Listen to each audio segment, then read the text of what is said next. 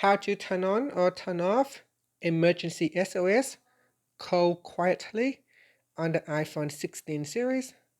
First, let's return back to the home screen by swiping up at the bottom of the screen. Now from the home screen, tap on Settings. Then in the main settings page, we scroll down and tap on Emergency SOS. Next, we scroll down and in here tap on Call Quietly. Tap on the toggle button to turn it off or switch it on. In here said, warning alarms, flashes, and voice over audio will be silenced when using hold and release or 5 button presses to place an emergency call. So here, if I press on the side button to start an emergency call, the phone vibrates, but it does not raise the sound anymore.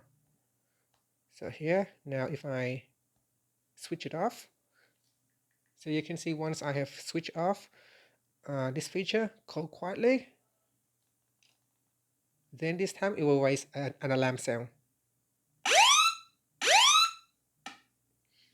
And that's it. That is how you can turn that feature on or off on the iPhone 16 series. Thank you for watching this video. Please like and subscribe to my channel for more videos.